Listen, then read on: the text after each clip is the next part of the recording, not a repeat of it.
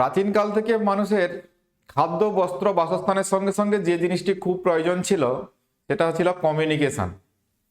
প্রিয় শিক্ষার্থী, গোল ফিজিক্স ক্লাসে আমি এজি স্যার আজ এরকমই একটি গুরুত্বপূর্ণ বিষয় নিয়ে আলোচনা করব। এই কমিউনিকেশন বা বাংলাতে যেটাকে আমরা যোগাযোগ ব্যবস্থা বলে থাকি, এটি মূলত দুই প্রকার হয়ে থাকে। একটি হলো নিজে কোথাও গিয়ে বা নিজের প্রয়োজন মতো কোনো স্থানে বিভিন্ন যানবাহনের মাধ্যমে গিয়ে যোগাযোগ স্থাপন করা সেটা। আর দ্বিতীয়ত যেটা হয় সেটা নিজে কোনো জায়গাতে স্থির থেকে নিজে নির্দিষ্ট অবস্থানে থেকে অন্য স্থানের সঙ্গে বিভিন্নভাবে যোগাযোগ স্থাপন করা, নিজের প্রয়োজনে তথ্য আদান প্রদান করা। অর্থাৎ বলতে চাইছি বর্তমান দিনের মোবাইল কমিউনিকেশান, টিভি কমিউনিকেশান, এইগুলোর কথা। তাহলে যোগাযোগ দুই প্রকার হতে পারে। একটা যানবাহনের মাধ্যমে অন্য জায়গায় গিয়ে সেখানে প্রয়োজন মতো তথ্য আদান প্রদান করা, এটা একটা যোগাযোগ। আর একটা যোগাযোগ হচ্ছে এক স্থান থেকে অন্য স্থানে না গিয়ে নির্দিষ্ট স্থানের থেকে সেখানে অন্য কোনো স্থানের সঙ্গে নিজের যোগাযোগ স্থাপন করা। তাহলে যোগাযোগ দুই প্রকার হয়। এখানে মূলত আমরা যেটা নিয়ে আলোচনা করব সেটা হচ্ছে অন্য স্থানে না গিয়ে, অর্থাৎ যানবাহন ব্যবহার না করে আমরা এক স্থানের সঙ্গে অন্য স্থানের কি করে তথ্য আদান প্রদান করতে পারি। অর্থাৎ মূলত mobile communication, TV communication, telecommunication, এগুলোর কথাই আমরা বলছি। এই কমিউনিকেশন নিয়ে এখানে আমরা বিস্তারিত আলোচনা করব, জানব এর পদ্ধতি, এর ভেতরে কি যন্ত্রপাতির প্রয়োজন, কি টেকনিক ইউজ করা হয়, এগুলোই মূলত এই চ্যাপ্টারে আলোচনা করব। তো এখানে শুধু কি জানার জন্যই আলোচনা না, যেমন কনসেপ্ট আমাদের আসবে তেমনি কোশ্চেন অ্যান্সারের মাধ্যমে বিষয়টা আলোচনা করব, যেহেতু সেজন্য এটা পরীক্ষার জন্য একদম রেডি হয়ে যাবে। এছাড়া এগুলো পরে নিজের অভ্যেসের জন্য হ্যান্ডরাইটিং নোটস এখানে দেওয়া থাকবে, প্রিভিয়াস ইয়ার কোশ্চেনের সলিউশন আছে। এছাড়াও তোমরা প্রশ্ন বিচিত্রায় যেসব প্রশ্নগুলো দেখবে তার সলিউশনও এখানে পেয়ে যাবে। এনসিইআরটি সলিউশন, সিবিএসসির প্রিভিয়াস ইয়ারের সলিউশন পেয়ে যাবে। তবে নিউমেরিক্যাল প্রবলেম দু একটি হয়তো এখানে করে দিয়েছি, নিউমেরিক্যাল প্রবলেমের জন্য আমি আলাদা করে কোনো ক্লাস করব। আর এটি নিটের সিলেবাসের অন্তর্গত নয়, অতএব এখানে নিটের উপযোগী কোনো প্রশ্নোত্তর থাকছে না। তাহলে এই বিষয়গুলো ভালো করে জানতে বা বুঝতে অবশ্যই ভিডিওটিকে প্রথম থেকে শেষ পর্যন্ত স্কিপ না করে দেখবে, তবেই ভিডিওটি তোমাদের কাছে খুব হেল্পফুল হবে। তাহলে আমরা চলে যাই এবারে কমিউনিকেশন বিষয়টার ভেতরে। তাহলে বললাম এখানে কমিউনিকেশন বলতে মূলত আমরা টিভি কমিউনিকেশন, রেডিও কমিউনিকেশন অথবা মোবাইল বা টেলিফোন কমিউনিকেশনের কথাই বলছি। তো আগে যেটা ছিল মানে অনেক পুরনো পদ্ধতি, যখন মোবাইল আবিষ্কার হয়নি, যখন টিভি আবিষ্কার হয়নি বা টিভির ব্যবহার শুরু হয়নি, সেই সময় মানুষ কি যোগাযোগ করতো না? হ্যাঁ, করতো বিভিন্ন উপায়ে করতো। তখন একরকম ছিল ডাক যোগাযোগ ব্যবস্থা, অর্থাৎ মানুষ কিছু লিখে দিত তার বিষয়ে, তার তথ্য, সেটা কি হতো অন্যের মারফত অন্য জায়গাতে সঞ্চালিত হতো। তোমরা রানার কবিতা পড়েছ, রানার চলেছে তাই ঝুমঝুম ঘন্টা বাজছে রাতে। অর্থাৎ সেখানে রানার থাকতো, তারা এক পোস্ট অফিস থেকে অন্য পোস্ট অফিসে ওইসব চিঠিপত্র নিয়ে যেত। চিঠিতে সেখানে সব তথ্য লেখা থাকতো, সেই লিখিত তথ্য এক স্থান থেকে অন্য স্থানে সঞ্চালিত করত এবং সেখান থেকে আবার অন্য স্থানে, সেখান থেকে তার প্রয়োজনীয় গন্তব্যস্থলে সেই চিঠিগুলো পৌঁছে দেওয়া হতো। তাহলে একজন মানুষ অন্য মানুষের সঙ্গে এইভাবে একটা নির্দিষ্ট সময়ের ব্যবধানে যোগাযোগ করতে পারত। তারও আগে যেটা ছিল, সেখানে কখনো কোনো পশু, যেমন ওই পায়রাকে ব্যবহার করতো। সেই সিনেমা টিনেমায় কিছু দেখা যায়, ওই কবুতর যা যা যা ওই যে গান বিখ্যাত আছে, তো সেই গানেও দেখেছি যে যেখানে পায়রাকে ব্যবহার করেছে ওই চিঠির আদান প্রদানের জন্য। তাহলে সেখানেও তথ্য আদান প্রদান হতো, কিন্তু সেখানে লিখিত ফর্মে।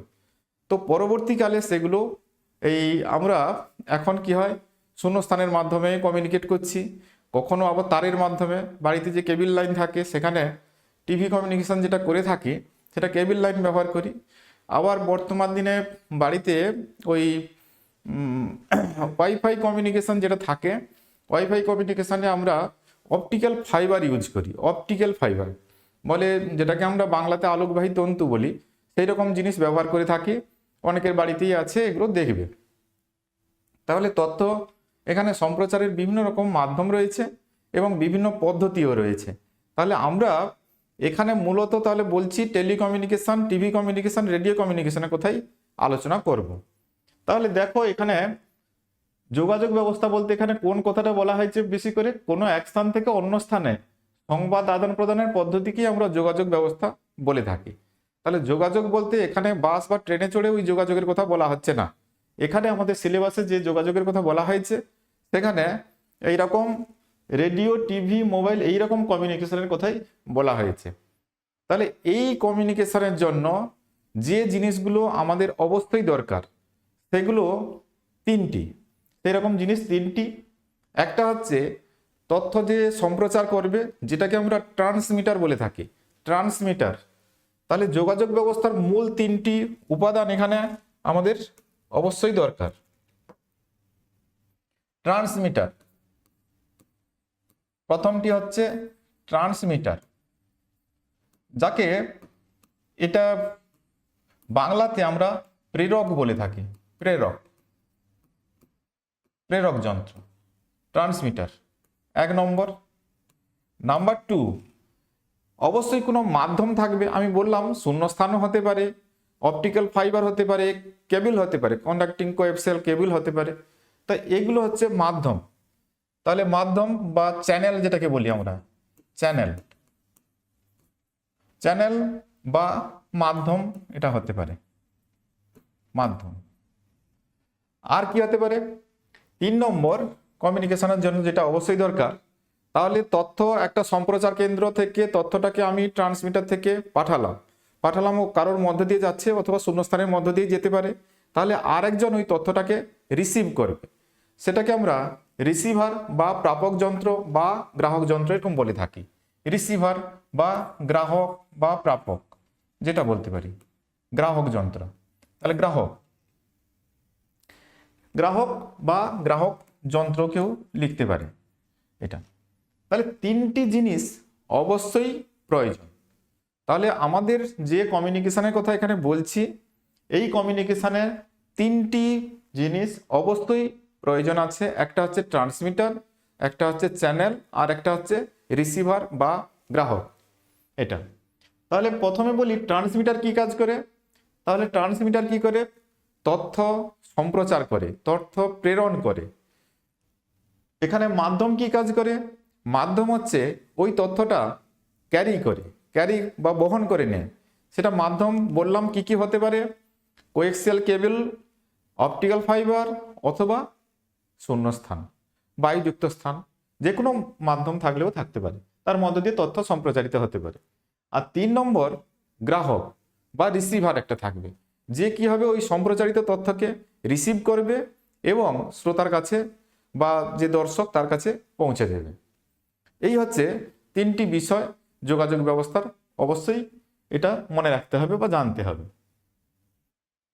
তাহলে যোগাযোগ আমরা করব, তাহলে এটা বলছি টেলিকমিউনিকেশন, টিভি কমিউনিকেশন অথবা আমাদের এই মোবাইল কমিউনিকেশন, যেটাই হোক যোগাযোগের ক্ষেত্রে তিনটা বিষয় এসেনশিয়াল। তাহলে আর এই যোগাযোগের জন্য রিলেটেড কিছু টার্ম আমাদের জানতে হবে, কারণ এই টার্মগুলো আমরা বারবার ইউজ করব। তাহলে কি টার্ম আছে এখানে? তথ্য বা সংবাদ বা ইনফরমেশন।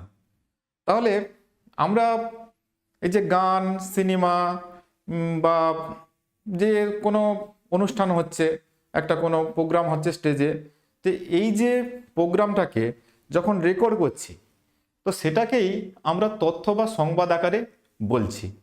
তাহলে কোথাও একটা গানের প্রোগ্রাম হচ্ছে, সেটাকে আমরা ভিডিও আকারে রেকর্ড করছি, সেখানে অডিও রেকর্ড হচ্ছে প্লাস ভিডিও রেকর্ড হচ্ছে, তাহলে সেটাকেই আমরা ইনফরমেশন বা তথ্য বলে থাকি, তথ্য। তো এটা ডেফিনেশন তাহলে কি হবে? ব্যবহারযোগ্য এবং প্রেরণযোগ্য বার্তা, ব্যবহারযোগ্য এবং প্রেরণযোগ্য বার্তা, এটাকেই আমরা তথ্য বলছি। তথ্য কিন্তু এটা মনে হতে পারে যে এটা ভৌত বিষয়, আমরা তো জাস্ট দেখছি, ফিল করছি। না, তথ্য তো আমরা রেকর্ড করছি বললাম, তাহলে এটা কিন্তু পরিমাপযোগ্য ভৌত রাশির মধ্যে আসবে। তথ্য পরিমাপযোগ্য একটি ভৌত রাশির মধ্যে আসবে। এর ইউনিট কি হবে? ওই বিট বিট বিট ফর্মের ইউনিট বা বিটস যেটাকে বলছি, অনেকগুলো বিট মিলে বিটস বলছে। তার হতে পারে নাটস, হতে পারে ন্যাচারাল ইউনিট অফ ইনফরমেশন, এরকম ইউনিটও ব্যবহার করা হয়। তাহলে তথ্য এটি একটি ভৌত রাশি, এর ইউনিট হচ্ছে বিটস হতে পারে, নাটস হতে পারে, এটা মনে রাখতে হবে। তাহলে তথ্যটা যখন আমরা রেকর্ড করছি সেটার একটা নির্দিষ্ট স্টোরেজ থাকছে, এটাকে বিটস ফর্মে আমরা বলছি। তাই তথ্য একটি পরিমাপযোগ্য ভৌত রাশি। তাহলে তথ্য সংকেত বা সিগন্যাল কি? তাহলে তথ্য নাচা গানা তো হচ্ছে, তো সেই নাচা গানা তো রেকর্ডিং হলো, রেকর্ডিং হওয়া মানে তো দূরে কোথাও সম্প্রচার নয়। তথ্যটা তাহলে যদি সম্প্রচারের জন্য আমরা রেডি করি, তাহলে এই যে তথ্যটা দূরে কোথাও পাঠাতে গেলে তার জন্য রেডি করতে হয় তাকে, অর্থাৎ ওই সম্প্রচারের জন্য তথ্যকে যখন তড়িৎ ফর্মে রূপান্তরিত করা হয় তখন তাকে আমরা সিগন্যাল বা তথ্য সংকেত বলে থাকি। তাহলে তথ্য তথ্য সংকেত এক জিনিস নয়। তথ্য মানে ডেটা, রেকর্ড ফর ট্রান্সমিশন, অথবা যে জিনিসটা আমরা রেকর্ড করছি সম্প্রচারের জন্য, তাহলে তখন কিন্তু সম্প্রচারের জন্য রেডি নয়, জাস্ট রেকর্ড করছি, সেটাকে তথ্য বা সংবাদ বলছি। আর সেটা যখন সম্প্রচারের জন্য রেডি হয়ে যাচ্ছে, তড়িৎ ফর্মে রূপান্তরিত করে নিচ্ছি, তখন তাকে আমরা তথ্য সংকেত বা সিগন্যাল বলে থাকি। সিগন্যাল। তো এখানে এই কমিউনিকেশনের ব্যাপারে আর একটি কথা থাকে, একটা হচ্ছে একমুখী সঞ্চার, উভয়মুখী সঞ্চার। তোমরা দেখো যখন রেডিও থেকে কিছু ইনফরমেশান নিচ্ছ কিংবা টিভি থেকে কিছু ছবি দেখছো, সেখান থেকে কিছু কথা শুনছো, তাহলে এখানে যে তথ্যটা, তাহলে টিভি সম্প্রচার কেন্দ্র থেকে ওগুলো সম্প্রচারিত হচ্ছে ভায়া স্পেস বা বিভিন্ন মারফত, অপটিক্যাল ফাইবার, কেবল ইত্যাদি মারফত তোমার বাড়িতে এসে পৌঁছেছে, তুমি সেই তথ্যটা পাচ্ছ। সেই তথ্যটা তুমি ওদিক থেকে শুধু নিচ্ছ, কিন্তু তোমার কাছ থেকে কোনো রকম তথ্য ওদিকে যাবে না। তাহলে এই ধরনের যে সঞ্চার ব্যবস্থা, এটাকে আমরা একমুখী সঞ্চার বলে থাকি, একমুখী সঞ্চার। কিন্তু উল্টাটা, যদি আমি ফোনের কথা বলি, ফোনে আমি কথা বললাম, তাহলে ওই প্রান্তে যে থাকবে সে শুনতে পাবে, আর ওই প্রান্তের মানুষ তার যে উত্তরটা দেবে আমিও শুনতে পাবো। তাহলে এখানে তথ্য ওখানে যাচ্ছে যেমন, তেমনি ওদিকে তথ্যও আমার কাছে এসে পৌঁছেছে। এইগুলোকে আমরা উভয়মুখী সঞ্চার বলে থাকি। তাহলে রেডিও, টিভি এগুলো হচ্ছে একমুখী সঞ্চার, কিন্তু এই যে টেলিফোন, এগুলো হচ্ছে উভয়মুখী সঞ্চারের মধ্যে পড়ে বা দ্বিমুখী সঞ্চার। একমুখী সঞ্চার আর দ্বিমুখী বা উভয়মুখী সঞ্চার কি? এখন কি টার্ম আছে দেখতে পাচ্ছি, ট্রান্সডিউসার। ট্রান্সডিউসার ট্রান্সডিউসার একটা সিস্টেম, যে সিস্টেম কি করে একটা শক্তিকে অন্য শক্তিতে, একটা শক্তিকে অন্য শক্তিতে রূপান্তরিত করে, অন্য রূপে রূপান্তরিত করে, যাকে আমরা ট্রান্সডিউসার বলছি।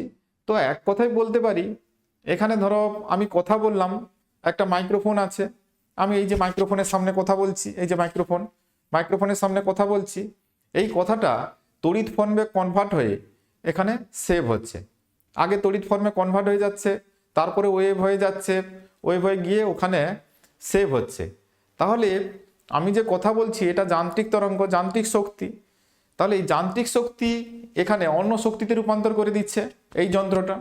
তাহলে এই যন্ত্রটাকে আমরা ট্রান্সডিউসার বলতে পারি।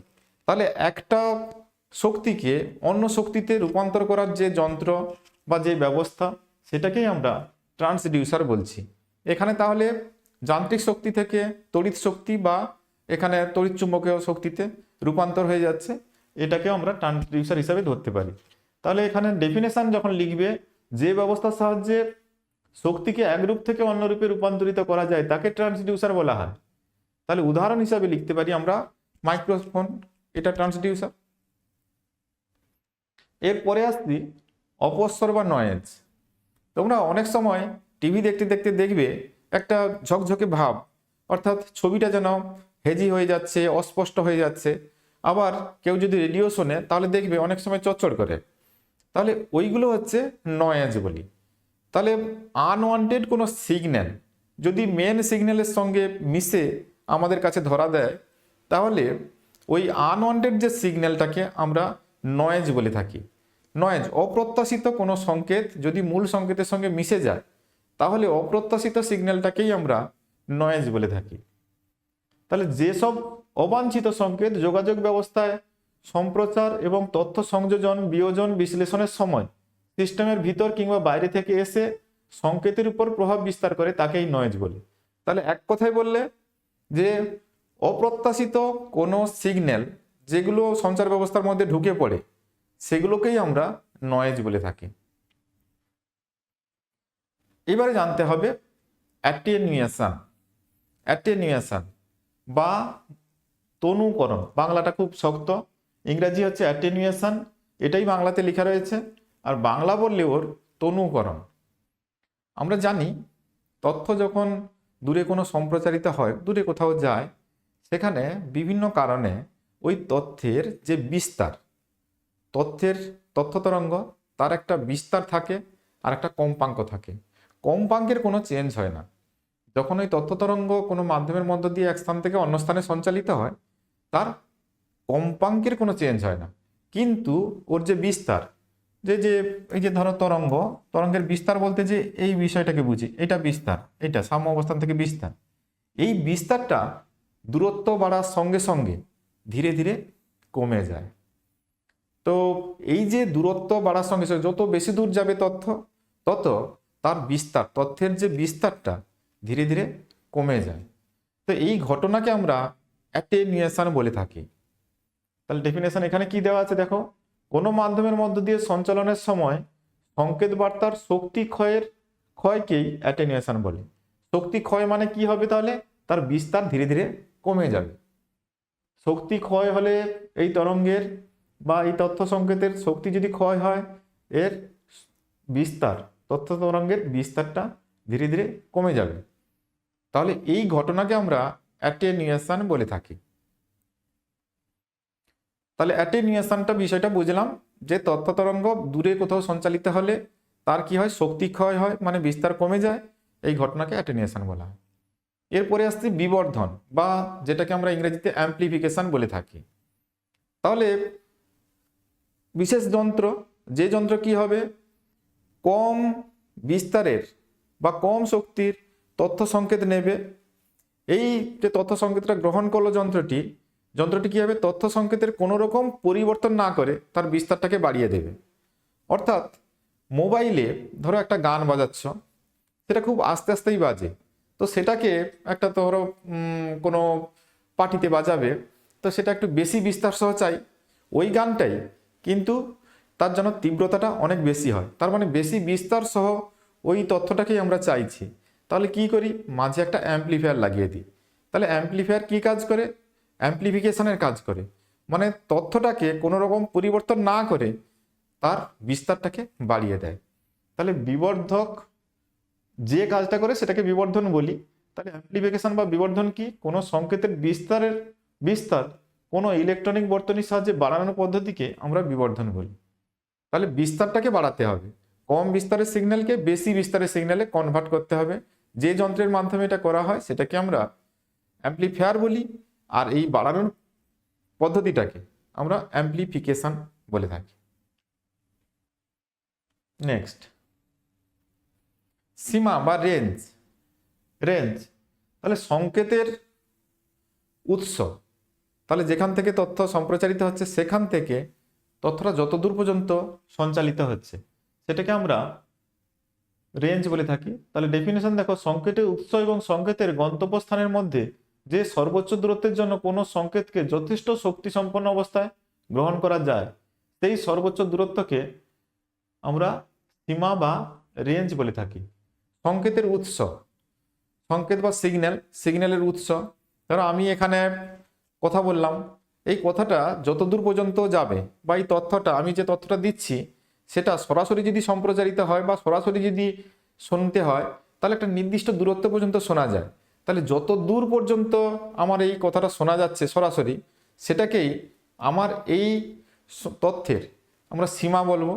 তাহলে এখানে তরঙ্গ যখন সম্প্রচারিত হয় কোনো উৎস থেকে বা কোনো ট্রান্সমিটার থেকে, সেটা যতদূর পর্যন্ত ওই তথ্যটাকে সঞ্চালন করতে পারে যথেষ্ট বিস্তার সহ, নাহলে বিস্তার যদি কমে যায়, সেই তথ্য যে ট্রান্সমিটার ছাড়ালো যেই তথ্যটা, সেটা রিসিভার যখন গ্রহণ করবে, তার বিস্তার যদি কমে যায়, সেটা আর কোনো কাজে আসবে না, অর্থাৎ শ্রোতারা বা দর্শকরা সেই তথ্য ভালো করে বুঝতে বা শুনতে পারবে না।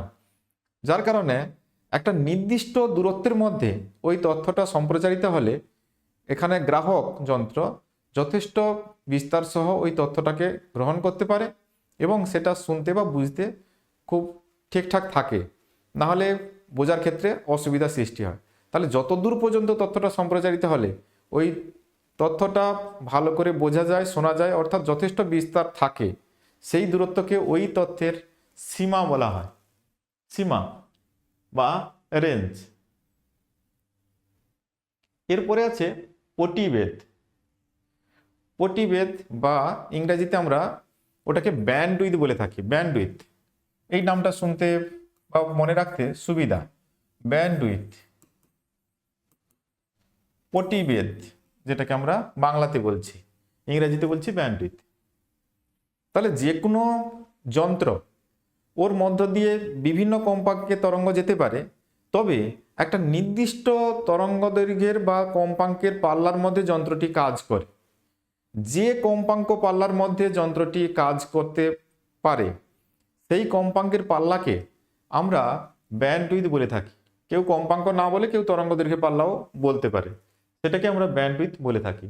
যে কম্পাঙ্ক সীমার মধ্যে কোনো যন্ত্র কাজ করে সেই কম্পাঙ্কের পাল্লাকে ওই যন্ত্রের পটি বিস্তার বা ব্যান্ডউইথ বলে। সংকেত বার্তা কোনো একটি বর্ণালী যে জায়গা জুড়ে অবস্থান করে সেটিও ওই সংকেত বার্তার ব্যান্ডউইথ বলা যায়। তাহলে যন্ত্রের ক্ষেত্রেও বলা যায় ব্যান্ডউইথ। ব্যান্ডউইথ বলতে যন্ত্রটি যে তরঙ্গ দৈর্ঘ্যের পাল্লার মধ্যে কাজ করে বা যে কম্পাঙ্কের পাল্লার মধ্যে কাজ করে সেটাকে আমরা ব্যান্ডউইথ বলতে পারি। অথবা একটা বর্ণালী, তড়িৎ চুম্বকীয় বর্ণালীর একটা নির্দিষ্ট রেঞ্জের যে কম্পাঙ্ক, সেটিও আমরা সংকেত বার্তার পটি বিস্তার হিসাবে বা ব্যান্ডউইথ হিসাবে বলতে পারি। তাহলে ব্যান্ডউইথ মানে এক কথায় একটা কম্পাঙ্কের পাল্লা বোঝাচ্ছে।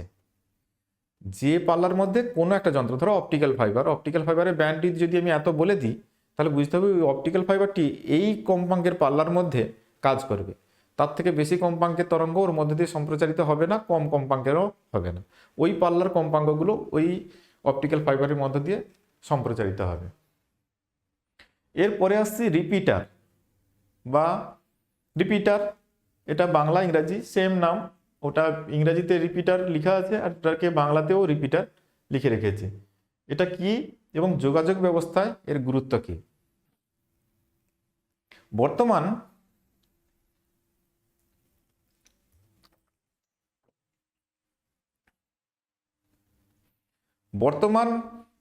আমাদের টিভি কমিউনিকেশানে বেশিরভাগ সরাসরি স্যাটেলাইট কমিউনিকেশান হয়, তবে কোনো কোনো ক্ষেত্রে যাদের বাড়িতে ওই কেবিল কানেকশান আছে, এখন কেবিল কানেকশানের মধ্যে কেবিল দুরকম থাকে। একটা থাকে কোএক্সিয়াল কন্ডাক্টিং কেবিল, আর একটি থাকে অপটিক্যাল ফাইবার। ফাইবার কেবিল যেটাকে আমরা বলি বা অপটিক্যাল ফাইবারই বলি, কেউ কেউ ওটাকে অপটিক্যাল ফাইবার কেবিল হিসাবে বলে থাকে। অ্যাকচুয়ালি ওর ভিতরে কোনো কন্ডাক্টিং ওয়্যার নেই অপটিক্যাল ফাইবারের মধ্যে, তো ওটা হচ্ছে অপটিক্যাল ফাইবারই দেওয়া থাকে ওর ভেতরে। তাহলে আমরা যখন ওই কোএক্সিয়াল কেবিল ইউজ করতাম, এখন ওর ইউজটা খুব কম হয়। তো যাদের বাড়িতেও আছে তারা হয়তো জানবে যে কোএক্সিয়াল কেবিল যে এলাকায় দেওয়া আছে, ওই এলাকায় ওই যে কেবিলগুলো কানেক্ট করানো হয়েছে, কিছু দূর অন্তর অন্তর একটা করে এরকম চৌকোনা বক্স লাগানো রয়েছে, চৌকোনা বক্স, ওগুলোকেই রিপিটার বলা হয়। অ্যাকচুয়ালি কি হয়, এরকম টাইপের বক্সগুলো লাগানো আছে, চৌকোনা ব্ল্যাক টাইপের কালারের বক্সগুলো, আবার কিছু দূর কেবিলটা গেছে, আবার একটা বক্স এইভাবে লাগানো আছে, এতে দুটো করে পয়েন্ট এরকম দেওয়া আছে। এই যে বক্সগুলোকে আমরা রিপিটার বলে থাকি। তো অ্যাকচুয়ালি রিপিটার মানে কি?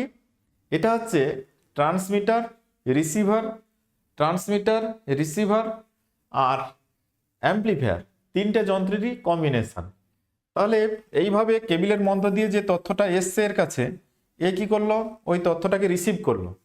ওর বিস্তারটা একটু কম ছিল, তাকে সে রিসিভ করলো, তাহলে এটা রিসিভারের কাজ করলো। এরপরে কি করবে, ওই তথ্যটাকে এ কিছুটা অ্যাম্পলিফাই করবে। এর ভেতরে সেরকম ইলেকট্রনিক বর্তনী করা রয়েছে, যার কারণে সেটা ওই তথ্যটাকে নিয়ে সে অ্যাম্পলিফাই করবে। তো এর সঙ্গে ইলেকট্রিক্যাল কানেকশন দেওয়া রয়েছে, যার কারণে সেখান থেকে সে শক্তি নিয়ে ওই তথ্যটাকে অ্যাম্পলিফাই করবে। অ্যাম্পলিফাই করার পর এই আবার তথ্যটাকে ওই কেবিলের মধ্য দিয়ে সম্প্রচার করবে। তাহলে এটা হচ্ছে তখন ট্রান্সমিটার হিসাবে কাজ করছে। তাহলে একই যন্ত্রের মধ্যে তিনটি কাজ, একটা হচ্ছে এটা রিসিভারের কাজ, একটা অ্যাম্পলিফায়ারের কাজ, একটা ট্রান্সমিটারের কাজ। সিমিলারলি এই তথ্যটা বেশ কিছু দূর গেল ওই কেবিলের মধ্য দিয়ে, তারপরে আবার একটি এরকম যন্ত্র লাগানো আছে, সে কি করলো, এই তথ্যটাকে সংগ্রহ করলো, সেটাকে অ্যাম্পলিফাই করলো, আবার সেই তথ্যটাকে সম্প্রচার করে দিচ্ছে। এইভাবে কিছু দূর যাওয়ার পর তথ্যের বিস্তার যখন কিছুটা কমে যায়, এখানে তো ওয়্যার দেওয়া আছে বলছি, ওয়্যারের রেজিস্ট্যান্স থাকার কারণে ওই তথ্যের বিস্তার কিছুটা করে কমে যাচ্ছে। তো এই যে তথ্যের বিস্তার কমে যাচ্ছে, এই অ্যাম্পলিফায়ার কি করছে, সেটাকে আবার বাড়িয়ে দিচ্ছে। এইভাবে তথ্যটা বহু দূর সঞ্চালিত করা হয়। তো এই যে যন্ত্রগুলো লাগানো হয়েছে কিছু দূর অন্তর অন্তর, এগুলোকেই আমরা রিপিটার বলে থাকি। এই যন্ত্রগুলোকে রিপিটার বলা হয়। তাহলে রিপিটার কি? প্রেরক এবং গ্রাহক যন্ত্রের সমন্বয়কে রিপিটার বলা হয়। একটি রিপিটার প্রেরক থেকে কোনো সংকেতকে তুলে নিয়ে বিবর্ধন করার পর পুনরায় গ্রাহক যন্ত্রের দিকে সম্প্রচারিত করে। যেটা বললাম, রিপিটার মানে গ্রহণ করলো আবার ট্রান্সমিট করলো, মাঝে কি করলো, কিছুটা তথ্যটাকে অ্যাম্পলিফাই করলো, মানে বিস্তারটা বাড়িয়ে দিল। একই রকম কাজ পরেরটারও। তাহলে এর যোগাযোগ ব্যবস্থার গুরুত্ব কি? তাহলে সংকেতকে যথেষ্ট বিস্তার সহ বহু দূরে সঞ্চালন ঘটাতে পারে। তাহলে যেটুকু বিস্তার কম ছিল এই বাড়িয়ে দিয়েছে, আবার যেটুকু কমলো এই বাড়িয়ে দিল। এইভাবে কিছু দূর অন্তর অন্তর বিস্তারটা একটু করে কমে যায়, কিন্তু পরের রিপিটার সেটাকে আবার বাড়িয়ে দেয়। এইভাবে ওই তথ্য সংকেতটা যথেষ্ট বিস্তার সহ অনেক দূর সঞ্চালিত হতে পারে। নেক্সট, যোগাযোগকারী চ্যানেল বা বিস্তার মাধ্যম কি? যোগাযোগকারী চ্যানেল বা বিস্তার মাধ্যম, তাহলে গ্রাহক আর প্রেরক যন্ত্রের মধ্যে থাকা যোগাযোগকারী মাধ্যমকেই যোগাযোগকারী চ্যানেল বা চ্যানেলই বলা হয়। তো তাহলে আমরা বলেছি একটা ধরো ট্রান্সমিটার অ্যান্টেনা, এটা ধরো অ্যান্টেনা। তাহলে এ কি করবে, তথ্য সম্প্রচার করছে এটা, আর এদিকে রিসিভিং অ্যান্টেনা, রিসিভার যেটাকে বলছি, এ তথ্য গ্রহণ করছে। তাহলে মাঝে এখানে কিছু নেই, এখানে কিন্তু তড়িৎ চুম্বকীয় আকারে তথ্য এভাবে সম্প্রচারিত হচ্ছে। সেটা সরাসরি হতে পারে, কোনো স্যাটেলাইট মারফত হতে পারে। তাহলে এখানে শূন্য স্থান, এটাই চ্যানেলের কাজ করছে। আবার কখনো এখান থেকে তথ্য এখান থেকে তথ্য সরাসরি কেবিলের মাধ্যমে, কেবিল এর মাধ্যমে, কোয়েক্সিয়াল কেবিল যেটা, সেখান থেকে রিসিভারের কাছে পৌঁছে যাচ্ছে, সেটাও হতে পারে। তাহলে এখানে যোগাযোগকারী মাধ্যম হিসাবে কোয়েক্সিয়াল কেবিল কাজ করছে। আবার এটা হতে পারে অপটিক্যাল ফাইবারও হতে পারে। তাহলে একটা প্রেরক অ্যান্টেনা থেকে একটা গ্রাহক অ্যান্টেনায় তথ্য বিভিন্নভাবে সঞ্চালিত হতে পারে। তো যেভাবেই সঞ্চালিত হোক, এই মধ্যবর্তী যে মাধ্যম, এটাকেই আমরা চ্যানেল বলছি। তাহলে ট্রান্সমিটার, রিসিভার, তাদের মধ্যবর্তী মাধ্যমটাকেই আমরা চ্যানেল বলছি। চ্যানেল হতে পারে কোয়েক্সিয়াল কেবিল, অথবা অপটিক্যাল ফাইবার, অথবা বায়ু শূন্য স্থান, বায়ু, যা কিছু হতে পারে, এগুলো হচ্ছে চ্যানেল।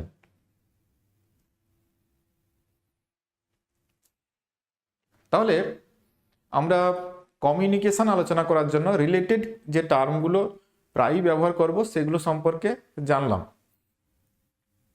তাহলে তথ্য বললাম, তথ্য সংকেত বললাম। তাহলে তথ্য সংকেত বলতে আমরা যেসব কথাবার্তা বলছি, নাচ গান, এগুলোই, বা কোনো নিউজ রুম থেকে যখন কোনো নিউজ পাঠ করা হচ্ছে, সেটাও তথ্য। তাহলে এই যে কথাবার্তা বলছি, এগুলোর কম্পাঙ্ক সবগুলোরই 20 থেকে 20,000 হার্টজের মধ্যে আছে। কথাবার্তার কথা বলছি। তাহলে আমরা যে কথাবার্তা বলি, এগুলো শ্রুতিগোচর শব্দ, এদের কম্পাঙ্কের পাল্লা 20 থেকে 20 কিলো হার্টজ, 20 থেকে 20 কিলো হার্টজ, 20 থেকে 20 হার্টজ থেকে 20 কিলো হার্জের মধ্যে থাকে। তো আমরা যে মূলত এই রেঞ্জের মধ্যে থাকলেও 300, 400, 500 হার্জের কম্পাঙ্ক আমাদের কণ্ঠ থেকে নিঃসৃত হচ্ছে। তো এই যে কম্পাঙ্কের শব্দ, এটাকে যদি আমরা কনভার্ট করে প্রথমে তড়িৎ ফর্মে, তারপরে তড়িৎ থেকে তড়িৎ চুম্বকীয় ফর্মে কনভার্ট করে দিই, তড়িৎ চুম্বকের তরঙ্গ, তড়িৎ চুম্বকের তরঙ্গে যদি কনভার্ট করি, তার ধরো ফ্রিকোয়েন্সি 500 হার্জ,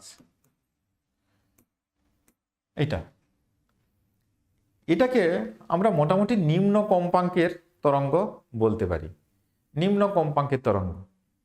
তাহলে এরকম নিম্ন কম্পাঙ্কের তরঙ্গ যদি মাধ্যমের মধ্য দিয়ে, কোনো মাধ্যমের মধ্য দিয়ে সঞ্চালিত হয়, এই তরঙ্গ কিন্তু বেশি দূর যেতে পারবে না। এটা ওই অ্যাটেনুয়েশন, মানে এর বিস্তারটা খুব দ্রুত কমে যাবে এবং কিছু দূর পরেই আর তরঙ্গ সঞ্চালিত হবে না। তাহলে এরকম তরঙ্গ আমি পৃথিবীর এই প্রান্ত থেকে ওই প্রান্তে তাহলে পাঠাবো কি করে? এটাকে তড়িৎ চুম্বকের তরঙ্গ আকারে কনভার্ট করলেও বেশি দূর যাচ্ছে না, এটাকে বলছি তথ্য তরঙ্গ। তাহলে তথ্য তরঙ্গের কম্পাঙ্ক কম, এটা যে সবসময় শব্দ তরঙ্গ আছে তা নয়, আমরা অন্য ফর্মে কনভার্ট করে দিচ্ছি, তাও কম্পাঙ্ক ওটাই থাকবে। তাহলে এরকম তথ্য তরঙ্গ অনেক দূরে সম্প্রচার করা কোনোভাবেই সম্ভব নয়, কারণ অ্যাটেনুয়েশন এত বেশি হবে যে এই তরঙ্গ বেশি দূর যেতেই পারবে না, এর বিস্তার কম হয়ে যাবে আর ওটা কোনো কাজে আসবে না। তাহলে কি করব? এটাই আমাদের এখন ভাববার বিষয়। তাহলে কি করতে হবে? আমি যদি হয়তো যাওয়ার ইচ্ছা প্রকাশ করছি এখান থেকে দিল্লি, তো আমি তো এত দূর হেঁটে যেতে পারবো না, কারণ আমার এত সামর্থ্য নেই হেঁটে যাওয়ার মতো। তো তাহলে আমি কি করি? তাহলে হয় কোনো ট্রেন ঠিক করি, কিংবা কোনো বাস কিংবা ফ্লাইট, কিছু একটা যোগাযোগ মাধ্যম এরকম একটা খুঁজে বের করি যার উপর বসে আমি সহজে ওখানে চলে যেতে পারবো, হেঁটে আমাকে যেতে হবে না। তাহলে এখানেও সেই পদ্ধতি অবলম্বন করতে হবে। এই কম কম্পাঙ্কের তরঙ্গ বেশি দূর যেতে পারে না, তাহলে আমার কি করতে হবে? তাহলে বেশি কম্পাঙ্কের তরঙ্গ বেশি দূর যেতে পারে।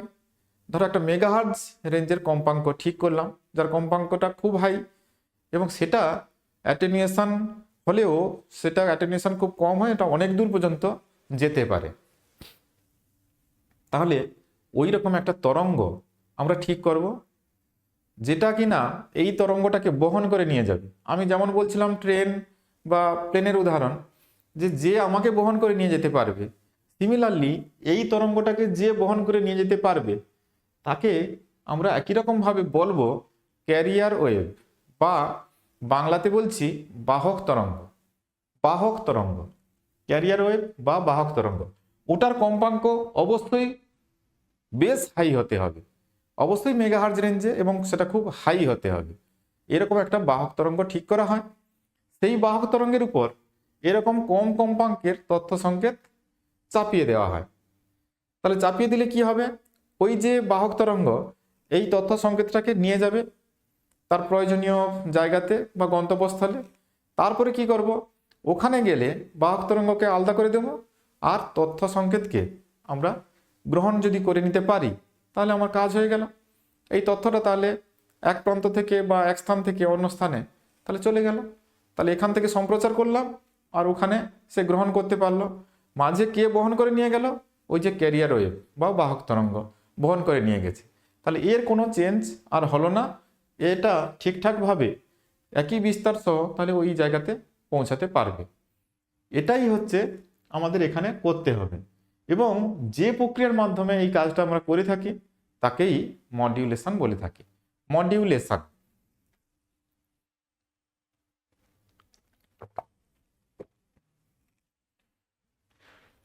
তাহলে মডিউলেশন একটা প্রসেস। তাহলে এখানে কি করা হয়? মূল বার্তা সংকেতের কম্পাঙ্ক সাধারণত খুব কম হয়, এটি নিজে থেকে বেশি দূর যেতে পারে না। এই সংকেতকে বেশি দূরবর্তী স্থানে পাঠানোর জন্য একে বেশি কম্পাঙ্কের বাহক তরঙ্গের উপর আরোপিত করে সম্প্রচারিত করা হয়। যে কথাটা এত সময় বললাম, সুনির্দিষ্ট বিস্তার ও কম্পাঙ্ক বিশিষ্ট বাহক তরঙ্গের উপর তথ্য সংকেত আরোপ করার প্রক্রিয়াকে বিরূপণ বা মডিউলেশন বলা হয়। তাহলে যদি মডিউলেশন কি চায়, তুমি এত বড় সংজ্ঞাটা নাও লিখতে পারো। তাহলে মূল কথাটা এখানে, সুনির্দিষ্ট বিস্তার ও কম্পাঙ্কের বাহক তরঙ্গের উপর তথ্য সংকেতকে আরোপিত করার যে প্রক্রিয়া সেটাকেই আমরা মডিউলেশন বলি। মডিউলেশন কি? ইম্পর্টেন্ট কোশ্চেন, মডিউলেশন কি?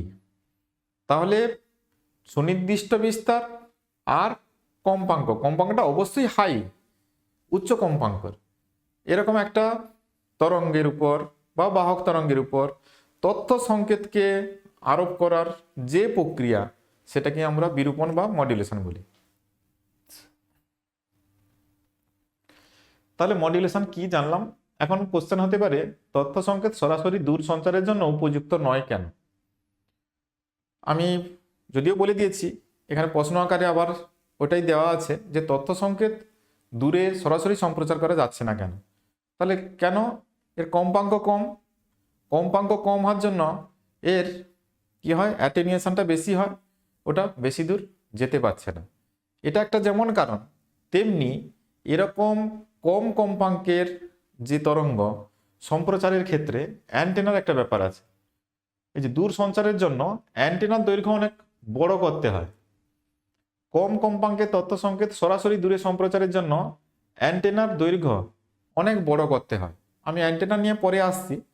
তো এখানে মনে রাখো যে অ্যান্টেনা যেটা ওটাকে ট্রান্সমিট করবে বা ছাড়বে, তাহলে ট্রান্সমিটার আর রিসিভার থাকে। তাহলে ট্রান্সমিটার মানে যে যন্ত্র প্রেরণ করে, প্রেরক যেটাকে বলছি, প্রেরক যন্ত্র যে অ্যান্টেনাটা আমরা লাগাবো প্রেরক যন্ত্রে, তো সেই অ্যান্টেনাটা অনেক অনেক বড় হবে, যেটা আমাদের বাস্তবে তৈরি করা খুব কষ্টকর।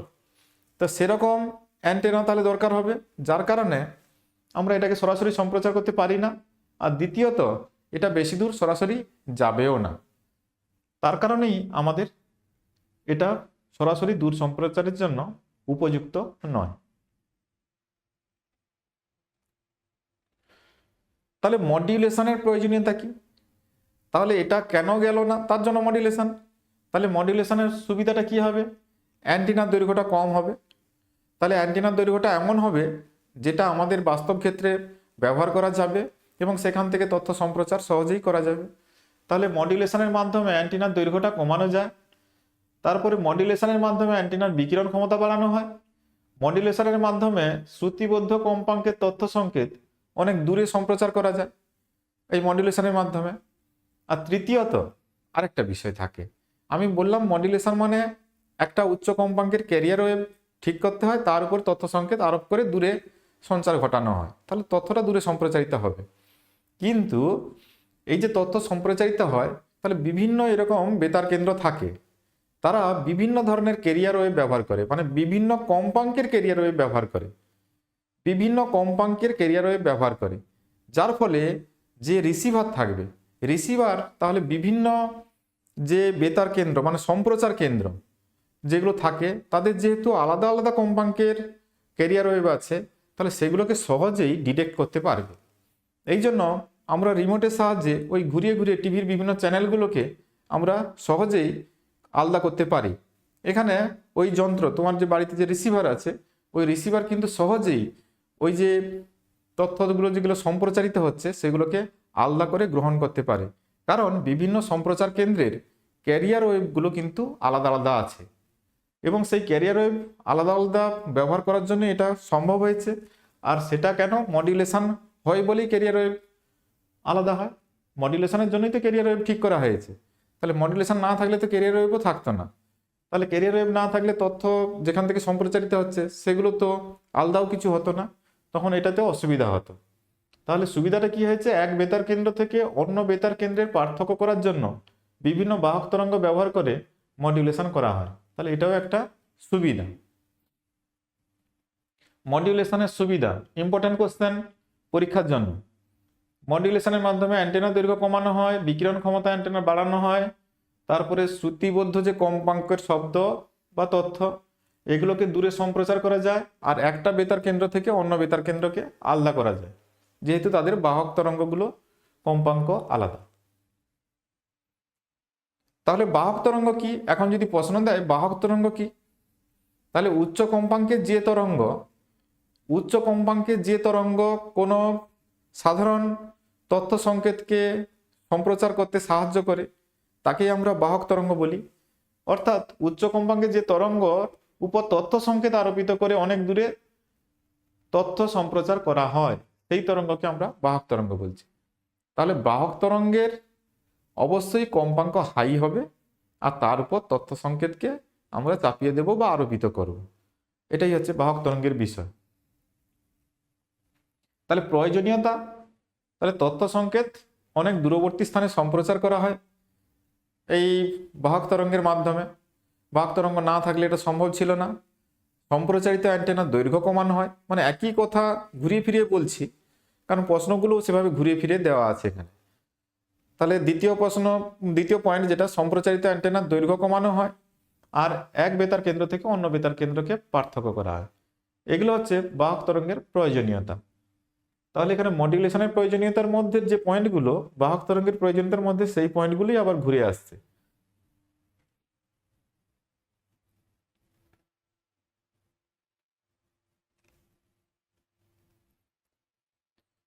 এখন জানতে হবে এই মডুলেশন কয় প্রকার। মডুলেশন তো বুঝলাম, একটা ক্যারিয়ার ওয়েভ ঠিক করলাম, ক্যারিয়ার ওয়েভের কম্পাঙ্ক হাই আছে, তারপর তথ্য সংকেত যেটা সেটাকে চাপিয়ে দিলাম, বা তথ্য তরঙ্গও বলতে পারি, সেটাকে চাপিয়ে দিলাম। চাপিয়ে দিলে ও কী করলো, বহন করে নিয়ে গেল, তারপরে ওখানে গিয়ে যেখানে রিসিভার আছে সে কী করলো, ক্যারিয়ার ওয়েভটাকে রিজেক্ট করে দিল, আর যেটা তথ্য সংকেত সেটাকে সে নিয়ে নিল, আমার কাজ মিটে গেল। তো এই যে প্রথমে চাপানোর প্রক্রিয়াটাকে তো আমরা মডুলেশন বলছি। তো এই মডুলেশন কত প্রকার হয়? মডুলেশন 3 প্রকারের হতে পারে। একটা হচ্ছে অ্যামপ্লিটিউড মডুলেশন, 2 নম্বর হচ্ছে ফ্রিকোয়েন্সি মডুলেশন, আর 3 নম্বর ফেজ মডুলেশন। তো আমরা এখানে দুটি মডুলেশনের কথা জানবো, একটা হচ্ছে অ্যামপ্লিটিউড মডুলেশন, অন্যটি হচ্ছে ফ্রিকোয়েন্সি মডুলেশন। ফেজ মডুলেশন খুব একটা আমাদের এখানে প্রয়োজন নেই। অ্যামপ্লিটিউড আর ফ্রিকোয়েন্সি মডুলেশন। অ্যামপ্লিটিউড মডুলেশনকে সংক্ষেপে আমরা এএম বলি। আগেকার দিনের যে রেডিও সিস্টেম ছিল সেখানে এএম বলে একটা ছিল সিস্টেম, ওটাতে অত স্পষ্ট শোনা যেত না, মাঝে মধ্যে স্পষ্ট হতো, কখনো অস্পষ্ট শোনা যেত, কখনো বিভিন্ন রকম নয়েজ আসতো, এরকম সমস্যা ছিল। বর্তমান এখন আমরা যদিও রেডিওটা কম ব্যবহার করি, তবে যারা ব্যবহার করে তারা জানে যে এখন যে রেডিওটা বেশি ব্যবহার হয় সেটা হচ্ছে এফএম, অর্থাৎ এখানে ফ্রিকোয়েন্সি মডুলেশনটাকে ইউজ করা হয়েছে। ফ্রিকোয়েন্সি মডুলেশন এফএম, আর আগে যেটা চলতো এএম, পরে এফএম এসছে। তাহলে এএম মানে অ্যামপ্লিটিউড মডুলেশন, এফএম মানে ফ্রিকোয়েন্সি মডুলেশন, আর একটা থাকে ফেজ মডুলেশন, ওটার ব্যবহার এখানে আমরা কিছু দেখব না। তাহলে আমরা মডুলেশনের যে দুটো ভাগ সম্পর্কে জানবো, এখানে 3 নম্বর ভাগটা সম্পর্কে বেশি জানবো না, সেটা হচ্ছে অ্যামপ্লিটিউড মডুলেশন আর ফ্রিকোয়েন্সি মডুলেশন। প্রথমে আসি অ্যামপ্লিটিউড মডুলেশন, বাংলাতে এটাকে বিস্তার মডুলেশন বা বিস্তার বিরূপণ বলা হয়। বিস্তার বিরূপণ টার্মটা একটু শক্ত, তাহলেও মনে রাখতে হবে, পরীক্ষার জন্য অবশ্যই লাগবে। এই বিস্তার মডুলেশন কি এইচএস 17-তে দিয়েছিল। তাহলে মডুলেশনের আমরা ডেফিনেশন পড়েছি, ডেফিনেশন জানলাম যে দূর সঞ্চারের ক্ষেত্রে বেশি কম্পাঙ্কের বাহক তরঙ্গের উপরে তথ্য সংকেত আরোপিত করার যে পদ্ধতি সেটাকে মডুলেশন বলছি। তো তথ্য তরঙ্গ আরোপিত করলাম, তাতে যদি দেখা যায় যে বাহক তরঙ্গের কম্পাঙ্কের কোনো পরিবর্তন হচ্ছে না। বাহক তরঙ্গে দুটো জিনিস আছে, একটা হচ্ছে কম্পাঙ্ক, অন্যটি হচ্ছে বিস্তার। তাহলে তথ্য সংকেত যখন বাহক তরঙ্গের উপর আরোপিত করলাম বা চাপিয়ে দিলাম, তখন যদি তথ্য সংকেতে তো কিছু চেঞ্জ নেই, বাহক তরঙ্গের কম্পাঙ্কের কোনো পরিবর্তন হচ্ছে না, শুধুমাত্র বাহক তরঙ্গের বিস্তারের সামান্য পরিবর্তন বা মন্থর পর্যাবৃত্ত পরিবর্তন হয়, তখন ওই ধরনের মডুলেশনকে আমরা বিস্তার মডুলেশন বলবো। বিস্তার বিরূপণ, কারণ এখানে বিস্তারের সামান্য পরিবর্তন হচ্ছে, বিস্তারের মন্থর পর্যাবৃত্ত পরিবর্তন হচ্ছে, কম্পাঙ্কের হয়নি। সেই কারণে এই ধরনের মডুলেশনের নাম বিস্তার মডুলেশন বা বিস্তার বিরূপণ। এটাই এখানে দেওয়া আছে।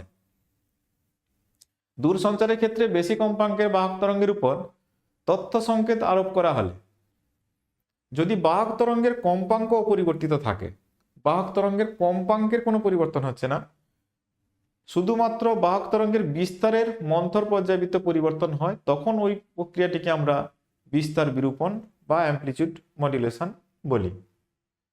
এখানে এটা তরঙ্গরূপ আকারে যদি দেখি তাহলে বিষয়টা আরো একটু পরিষ্কার হবে। দেখো, বলছি যে ক্যারিয়ার ওয়েভের ফ্রিকোয়েন্সি হাই থাকে। ধরা যাক এইটা ক্যারিয়ার ওয়েভ, ক্যারিয়ার ওয়েভের ফ্রিকোয়েন্সিটা দেখতে পাচ্ছ এখানে হাই, মানে এই যে আমি ওয়েভগুলো করেছি ওয়েভগুলোর ওয়েভলেংথ খুব কম আছে, তার মানে ফ্রিকোয়েন্সি হাই আছে। আর এখানে যে তথ্য তরঙ্গ বা তথ্য সংকেত যেটা, তার দেখো ওয়েভলেংথ অনেক বেশি, তার মানে এর কম্পাঙ্ক অনেক কম আছে। তাহলে এটা আর এটা যদি একসঙ্গে মিশে যায়, এটাকে এর উপর আরোপিত করা মানে চাপিয়ে দেওয়া। চাপিয়ে দেওয়া মানে এখানে তো আর মেকানিক্যাল বিষয় না, এটাকে তুলে এর উপর রেখে দিলাম, ওটা হচ্ছে ইলেকট্রনিক ওয়েতে করতে হয়। তাহলে এটাকে এর উপর যখন আরোপিত করব, তখন এটা কি করবে, যদি এর যে বিস্তার, এর বিস্তার কোনটা, এই যে এদিকে বিস্তার এইটা আর এইদিকে নিচের দিকের বিস্তার এইটা, এর যে বিস্তারের পরিবর্তন যদি ঘটায়, সেটাকে আমরা অ্যামপ্লিচিউড মডুলেশন বলছি। তাহলে দেখো এখানে রেজাল্টেন্টটা কেমন আসছে। এখানে দেখো বিস্তার যেটা ছিল, এই ওয়েভের যে বিস্তারটা ছিল, এখানে বিস্তারে দেখো পরিবর্তন হয়েছে, এই পরিবর্তন হচ্ছে, এটা দেখো বাড়ছে আবার কমছে, আবার বাড়ছে আবার কমবে। তাহলে এইভাবে বিস্তারের পরিবর্তন ঘটছে, মন্থর পর্যায়বৃত্ত পরিবর্তন আমরা লক্ষ্য করছি।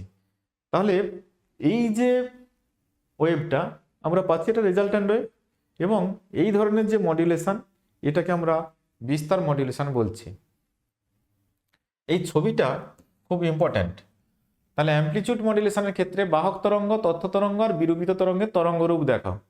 তাহলে এটা হচ্ছে বাহক তরঙ্গের তরঙ্গরূপ, এইটা হচ্ছে তথ্য তরঙ্গের তরঙ্গরূপ, আর এইটা হচ্ছে বিরূপিত তরঙ্গের তরঙ্গরূপ, অর্থাৎ মডিউলেটেড ওয়েভের ওয়েভ ফর্ম এটা। তাহলে এটা হচ্ছে মডিউলেটেড ওয়েভের ওয়েভ ফর্ম। এই তিনটি দেখাতে বলে। এটা খুব সহজ লাগছে, কিন্তু ছবিটা আঁকা প্র্যাকটিস রাখবে, না হলে এগুলো পরীক্ষাতে ভুলভাল হয়, এগুলো অত ভালো আসবে না। অ্যামপ্লিচিউড মডুলেশনের যে আমরা ঘটনাটা দেখলাম বা শুনলাম, তো ওই ঘটনার গাণিতিক বিশ্লেষণ, এটা পরীক্ষাতে গাণিতিক বিশ্লেষণ এত বড় হয়তো দেবে না, কিন্তু এখান থেকে ছোট ছোট প্রশ্ন থাকে, তাই আমি গাণিতিক বিশ্লেষণটা একটুখানি করে দেখাই। গাণিতিক বিশ্লেষণটা পরীক্ষার জন্য একদম প্র্যাকটিস করার বিশেষ কিছু প্রয়োজন নেই, কিন্তু এখান থেকে যে ছোট ছোট বিষয়গুলো কাজে লাগবে, তার জন্য গাণিতিক বিশ্লেষণটা একটু দেখে রাখার প্রয়োজন আছে। এটা বাহক তরঙ্গ আর তথ্য তরঙ্গ, দুই ধরনের তরঙ্গের উপরিপাতের ঘটনা। আর তথ্য তরঙ্গের জন্য বাহক তরঙ্গের বিস্তারের পরিবর্তন এসছে। তাহলে আমি প্রথমে বাহক তরঙ্গের সমীকরণকে এইভাবে লিখছি, দেখো ভিসি বাহক তরঙ্গের, এখানে ভিসি, ভিসি মানে এখানে যে বাহক তরঙ্গের যে কোনো মুহূর্তে যে বিস্তার বা ভোল্টেজ যেটাকে আমরা বলছি, এখানে তো অ্যাকচুয়ালি ইলেকট্রনিক ফর্মে যাচ্ছে, তাহলে এখানে ভোল্টেজ ফর্মে লেখা আছে VC, C for carrier wave, এটা equal to AC into sine omega C T, এই ফর্মে লিখছি বাহক তরঙ্গের সমীকরণ। এখানে এসিটা হচ্ছে কি বাহক তরঙ্গের বিস্তার, ওমেগা সি বাহক তরঙ্গের কম্পাঙ্ক, ক্যারিয়ার ওয়েভের frequency, so omega c, c for carrier wave, এখানে বাহক তরঙ্গের কম্পাঙ্ক। অবশ্যই এটা কৌণিক কম্পাঙ্ক, লিনিয়ার ফ্রিকোয়েন্সি হলে এফ লেখা হতো, এখানে কৌণিক কম্পাঙ্ক ওমেগা লেখা হয়। আর সংকেত তরঙ্গ যেটা ডেটা ওয়েভ, ভিডি সমান এডি সাইন ওমেগা ডি টি। এডিটা হচ্ছে কি ডেটা ওয়েভ বা তথ্য সংকেত বা তথ্য তরঙ্গের বিস্তার, এটা হচ্ছে তথ্য তরঙ্গের কৌণিক কম্পাঙ্ক। তাহলে মডুলেটেড ওয়েভের কম্পাঙ্ক কি হবে? মডুলেটেড ওয়েভ, সেটাকে যদি আমরা ভিএম বলি, ভিএম সমান, এখানে মডুলেটেড ওয়েভটার যেটা আসবে সেটা অ্যাকচুয়ালি ক্যারিয়ার ওয়েভটাই মডুলেটেড হয়েছে, তাহলে এটা টি, তাহলে এখানে ক্যারিয়ার ওয়েভের যে বিস্তার সেটা চেঞ্জ হয়েছে, আগে যা ছিল সেটা এসসি প্লাস কে ইন্টু ভিডি। তাহলে এটা ডেটা ওয়েভের বিস্তারের উপর নির্ভর করে এর কার চেঞ্জ হয়েছে, ক্যারিয়ার ওয়েভের বিস্তারের পরিবর্তন হয়েছে, এবং সেটা এইভাবে যা ছিল তার সঙ্গে কিছু এখানে অ্যাড হয়েছে। কে হচ্ছে এখানে একটা সমানুপাতিক ধ্রুবক আকারে লেখা হয়েছে। তাহলে এটা কতটা বেড়েছে সেটা ডেটা ওয়েভের বিস্তারের সঙ্গে সমানুপাতিক ওয়েতে এটা বেড়েছে, এবং সেটা এসির সঙ্গে অ্যাড হয়েছে। তাহলে মডুলেটেড তরঙ্গের সমীকরণ যেটা হয়েছে ভিএম সমান এসি প্লাস কে ইন্টু ভিডি। কে ইন্টু ভিডি, কে হচ্ছে প্রপোর্শনালিটি কনস্ট্যান্ট, আর ভিডিটা হচ্ছে এই ডেটা ওয়েভের এই যে কোনো মুহূর্তে যেটা বিস্তার, এটাই এখানে লেখা হয়েছে। আর বাকি কম্পাঙ্ক যা ছিল ক্যারিয়ারের সেটা কিন্তু সেম আছে, এই যে ওমেগা সি, এজন্য লেখা হয়েছে। এটাই হচ্ছে মডুলেটেড ওয়েভের সমীকরণ। এটাকে একটু সাজিয়ে জাস্ট লেখা আছে। কি লেখা আছে, এসি প্লাস কে ইন্টু ভিডির মান কত, এডি সাইন ওমেগা ডি ইন্টু টি, আর এটা সাইন ওমেগা সি টি। তাহলে এখান থেকে যদি এসি কমন দেওয়া যায় তাহলে এটা হচ্ছে K into AD by AC into sine omega D T sine omega C T. এইটাকে কোনটাকে, এই যে রাশিটি K into AD by AC, এটাকে আমরা মডুলেশন সূচক বা মডুলেশন ইন্ডেক্স বলে থাকি, এম এ দিয়ে লিখে থাকি। তাহলে এটা AC 1 plus M A sine omega D into T sine omega C T, এটাকে মডুলেশন সূচক বলা হচ্ছে। এটাই হচ্ছে মডুলেটেড ওয়েভের ইকুয়েশন। এটাই এখানে করে দেওয়া আছে। তাহলে এখানে মডুলেশন সূচক কোনটা, K into AD by AC. তো এখন যেটা সমীকরণটা দেখলে যে AC into 1 plus M A sine omega D T sine omega C T, ওইটাকে যদি ভেঙে লিখি, এখানে দেখো ভিএম সমান, তাহলে ওটাকে ভাঙলে এরকম দাঁড়াচ্ছে ভিএম সমান এসি সাইন, ভিএম সমান AC sine omega C T plus AC into M A sine omega D T sine omega C T. তাহলে এখানে এই প্রথম টার্মটা ছাড়া প্লাস দিয়ে যে টার্মটি এখানে আছে সাইন সি সাইন ডি, এটাকে যদি আমরা একটু সাজিয়ে ভেঙে নিতে পারি, কি আসছে দেখো, A C sine omega C T plus half, এখানে গুণ করলাম half into A C m a 2 sine omega D t আর সাইন ওমেগা সি টি। তাহলে এটা 2 সাইন সি সাইন ডি, এটাকে যদি ভেঙে দিলে কি আসবে, ভিএম সমান AC sine omega C T plus,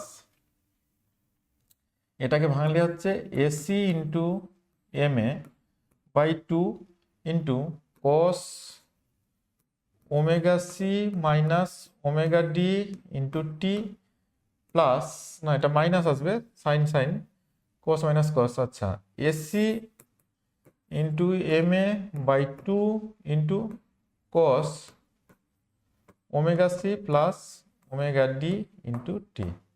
এটা ভাঙলে এটা আসছে। দেখো এইটা হচ্ছে বাহক তরঙ্গের সমীকরণ ছিল, এটা বাহক তরঙ্গের সমীকরণ। আর এটাই দেখো ফ্রিকোয়েন্সিটা কমে গেছে কিছুটা, এটাকে নিম্নতর পার্শ্ববর্তী বলে, আর এটায় কিছুটা বেড়ে গেছে কম্পাঙ্কটা, এটাকে উচ্চতর পার্শ্ববর্তী বলে। এটা আপার সাইড ব্যান্ড, এটা লোয়ার সাইড ব্যান্ড, এটা হচ্ছে ক্যারিয়ার ওয়েভের ইকুয়েশন। তাহলে মডুলেটেড ওয়েভের ইকুয়েশন বললে সেই প্রথম আগের পেজে যেটা দেখিয়েছিলাম সেই পর্যন্ত লিখলেও হবে, তবে শান্ত এগুলো দেয় না পরীক্ষাতে। তাহলে আমরা যেটা সাইড ব্যান্ডগুলো, এই ক্ষেত্রে অ্যামপ্লিটিউড মডুলেশনের দুটো সাইড ব্যান্ড পাচ্ছি, upper side band lower side band, upper side band lower side band, আর এটা হচ্ছে অরিজিনাল ক্যারিয়ার ওয়েভের ইকুয়েশনটা আমরা পেয়ে যাচ্ছি। তাহলে এক্ষেত্রে সর্বোচ্চ বিস্তার কত আসবে? অ্যামপ্লিটিউড মডুলেটেড ওয়েভের ক্ষেত্রে সর্বোচ্চ বিস্তার এ ম্যাক্স এখান থেকে দেখতে পাবে এটা সর্বোচ্চ মান কত হতে পারে? ভিএম এর সর্বোচ্চ ভ্যালু এসি ইন্টু 1+ma, কারণ সাইনের এই ভ্যালু এগুলো 1 যদি হয় তবেই এদিকের মানটা সর্বোচ্চ হবে। সেটাকে আমরা যদি এভাবে লিখি এ ম্যাক্স ইকুয়াল টু কি আসবে? তাহলে AC into 1+ma, AC into 1+ma, এটা সর্বোচ্চ। আর সর্বনিম্ন কত হতে পারে? সর্বনিম্ন এসি ইন্টু সাইনের সর্বনিম্ন মান এটা -1 আসতে পারে, তাহলে এটা হবে 1 - ma। তাহলে মডুলেটেড ওয়েভের সর্বোচ্চ বিস্তার আর সর্বনিম্ন বিস্তার এই ভ্যালুগুলো আসছে। এইখান থেকে আবার মডুলেশন সূচক এই ম্যাক্সিমাম মিনিমাম বিস্তার থেকেও লেখা যায় মডুলেশন সূচককে। তাহলে এখানে মডুলেশন সূচক যেটা আমাদের পরীক্ষার জন্য কাজে লাগবে, আমি বললাম এই ম্যাথমেটিক্যাল এক্সপ্রেশনগুলো জাস্ট জানার জন্য বললাম। আর এখান থেকে যেটা পরীক্ষায় কাজে লাগবে modulation index in terms of maximum minimum বিস্তার করলে কি হবে? A max minus A min by A max plus A min. এটা থেকে নিউমেরিক্যাল প্রবলেম আসতে পারে, অতএব এই ফর্মুলাটি ভালো করে মনে রাখতে হবে। A max minus A min by A max plus A min, এটাই হচ্ছে মডুলেটেড ওয়েভের ম্যাক্সিমাম বিস্তার, মিনিমাম বিস্তার, ম্যাক্সিমাম বিস্তার প্লাস মিনিমাম বিস্তার। এটা উপরে মাইনাস নিচে প্লাস। এখন এটা কোশ্চেনও হতে পারে মডুলেশন সূচক বা মডুলেশন ইন্ডেক্স কি? মডুলেশন সূচক বা মডুলেশন ইন্ডেক্স কি, এর তাৎপর্য উল্লেখ করো। এইচএস 15, 19-এ পড়েছে, সিবিএসইতে ও অনেকবার পড়েছে, 11-তে পড়েছে, 15-তে পড়েছে, 19-এ পড়েছে। তাহলে বুঝতে পারছো এটা খুব ইম্পর্টেন্ট বিষয় মডুলেশন সূচক। তাহলে আমরা যেটা দেখলাম মডুলেশন সূচক এম এ সমান A max minus A min by A max plus A min. তাহলে এ ম্যাক্সটা কি? মডুলেটেড ওয়েভের সর্বোচ্চ বিস্তার, মডুলেটেড ওয়েভের সর্বনিম্ন বিস্তার, এটা সর্বোচ্চ আর সর্বনিম্ন। তাহলে উপরে মাইনাস আছে নিচে প্লাস আছে, তাহলে বিস্তারের পার্থক্য, সর্বোচ্চ সর্বনিম্ন বিস্তারের পার্থক্য, আর এটা হচ্ছে তাদের যোগফল। এদের অনুপাতকে আমরা মডুলেশন সূচক বলে থাকি।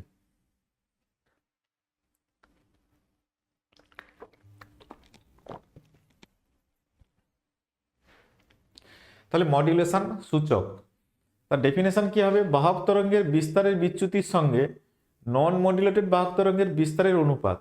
বলে এটাকে কিভাবে লেখা হবে? তাহলে ওটা কত ছিল? ওই যে দেখো এটা কত ছিল? 1+SC into 1+ma।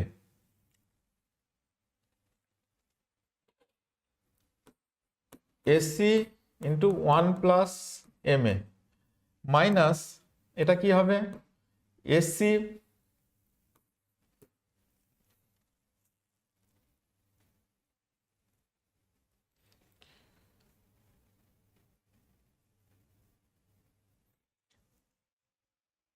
আচ্ছা, আমরা ম্যাথমেটিক্যাল বিষয়টাতে আসছি। তার ডেফিনেশনটা কি আছে আগে দেখে নিই। বাহক তরঙ্গের বিস্তারের বিচ্যুতির সঙ্গে নন মডুলেটেড বাহক তরঙ্গের বিস্তারের অনুপাত।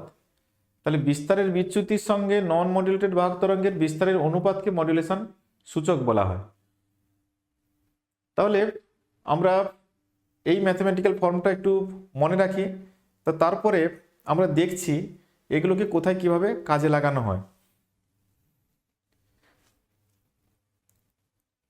এখানে দেখো ওই যে মডুলেটেড ওয়েভ দেখানো হয়েছে, এখানে মডুলেটেড ওয়েভ দেখানো হয়েছে। আমি এদিকে না হয় আরেকবার ছবিটা করে দেখিয়ে দিচ্ছি। আচ্ছা, এটা হচ্ছে ক্যারিয়ার ওয়েভের বিস্তার। আর মডুলেটেড ওয়েভ যখন হয়েছে,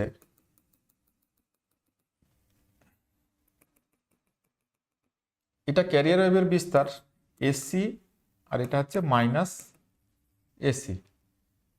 তো এইটা হচ্ছে এ ম্যাক্স, মডুলেটেড ওয়েভের বিস্তার সর্বোচ্চ মান, আর এটা হচ্ছে মডুলেটেড ওয়েভের বিস্তারের সর্বনিম্ন মান। তাহলে মডুলেটেড ওয়েভটা কেমন হয়েছে সেটা আমাদের দেখতে হবে।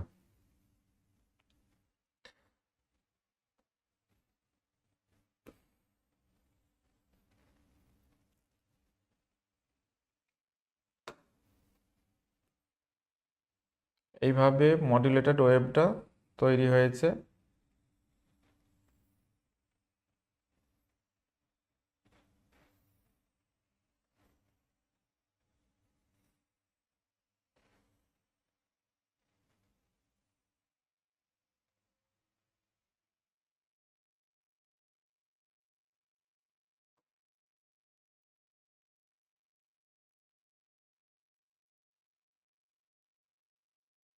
এইভাবে হচ্ছে।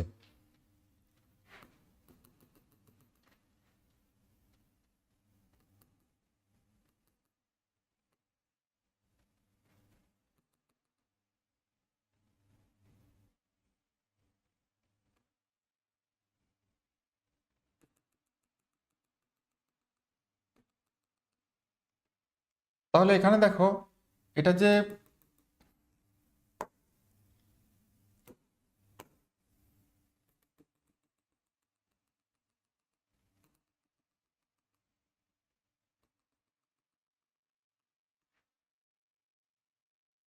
এইভাবে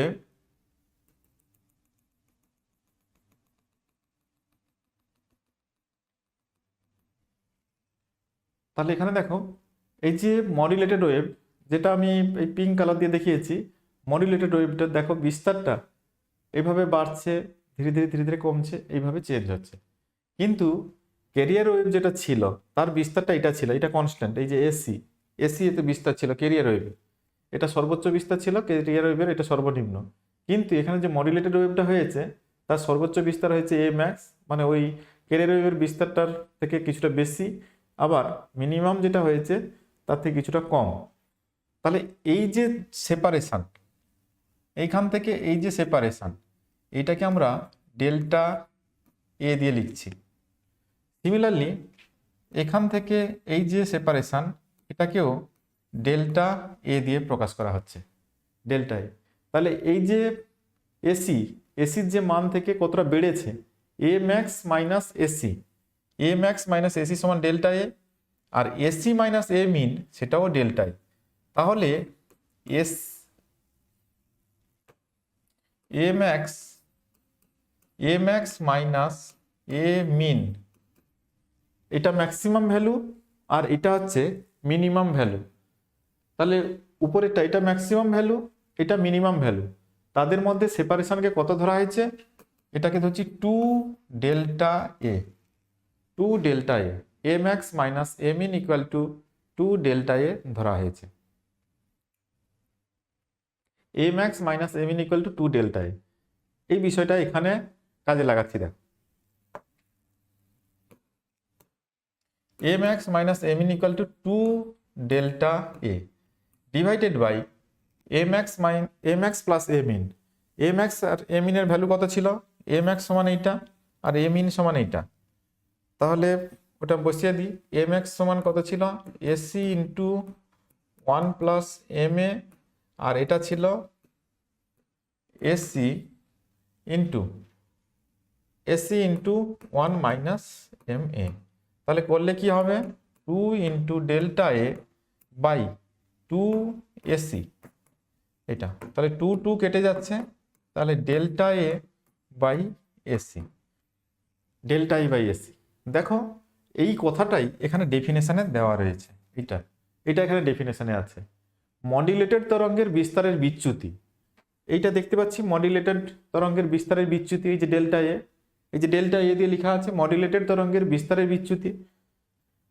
মডুলেটেড তরঙ্গের বিস্তারের বিচ্যুতি আর নন মডুলেটেড বাহক তরঙ্গের বিস্তার। এই এসিটা হচ্ছে নন মডুলেটেড বাহক তরঙ্গের বিস্তার। এদের অনুপাতকে আমরা মডুলেশন সূচক বলছি। তাহলে মডুলেশন সূচক কোথা থেকে ডেফিনেশনটা আনা হয়েছে এটা বললাম।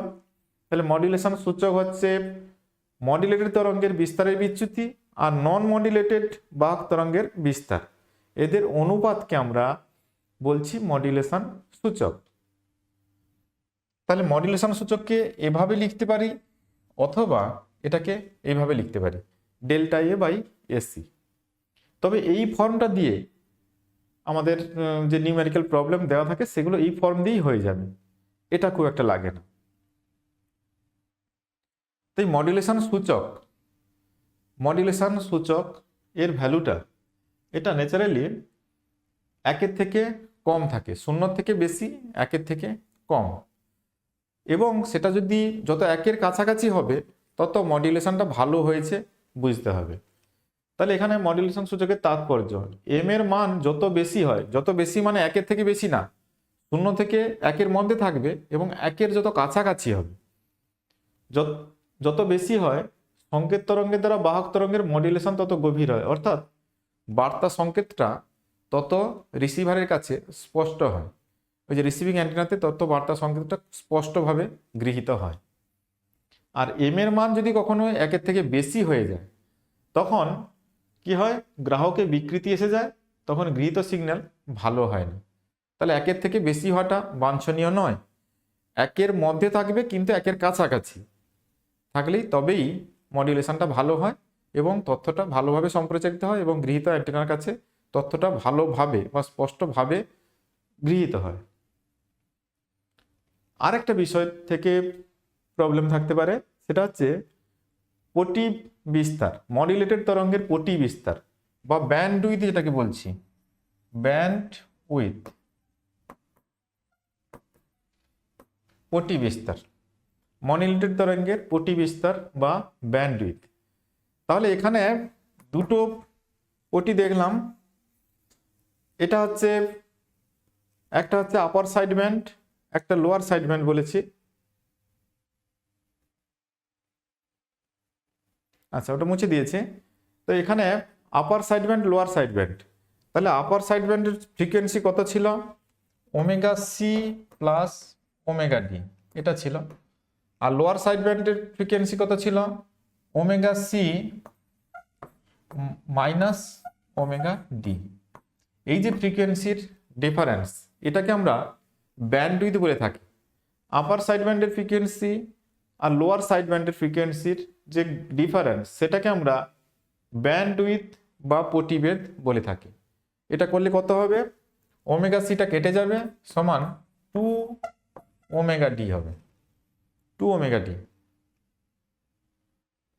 অনেক সময় প্রশ্ন থাকে যে ব্যান্ড উইথ একটা দেওয়া থাকলো, তাহলে এই রেঞ্জের মধ্যে কতগুলি তথ্য সম্প্রচারিত হবে বা কতগুলি চ্যানেল থাকা সম্ভব, এই ধরনের প্রশ্ন হতে পারে। আবার কখনো যে ডেটা ওয়েভের কম্পাঙ্ক দেওয়া আছে, তাহলে এই ফ্রিকোয়েন্সি রেঞ্জের মধ্যে কতগুলো চ্যানেল বা তথ্য সম্প্রচার করা সম্ভব হবে, এই ধরনের প্রশ্ন। সেখানে কিন্তু এই যে 2-এর ব্যাপারটা অনেক সময় কনফিউশন আসে। এখানে ডেটা ওয়েভের যা ফ্রিকোয়েন্সি থাকে তাকে কিন্তু 2 দিয়ে মাল্টিপ্লাই করলে ব্যান্ড উইথ হবে, আর frequency interval by bandwidth করলে নাম্বার অফ চ্যানেল ওখানে পাওয়া যাবে। আমি নিউমেরিক্যাল সলিউশনের সময়, নিউমেরিক্যাল যে প্রবলেমগুলো আসবে সেগুলো সলিউশনের সময় ওগুলো বলবো, আমি সেটা আলাদা ক্লাসে বলে দেব। তাহলে বিস্তার মডুলেশনে কম্পাঙ্কের সঙ্গে বিস্তারের পরিবর্তনের লেখচিত্র। তাহলে বিস্তার মডুলেশনে আমরা দেখলাম 2 ধরনের এক্সট্রা ফ্রিকোয়েন্সির ব্যান্ড পাওয়া যাচ্ছে, একটা হচ্ছে আপার সাইড ব্যান্ড, একটা লোয়ার সাইড ব্যান্ড। তাহলে আপার সাইড ব্যান্ড তার frequency omega C plus omega D, lower side ব্যান্ডের frequency omega C minus omega D, আর এটা হচ্ছে ক্যারিয়ার ওয়েভের ফ্রিকোয়েন্সি।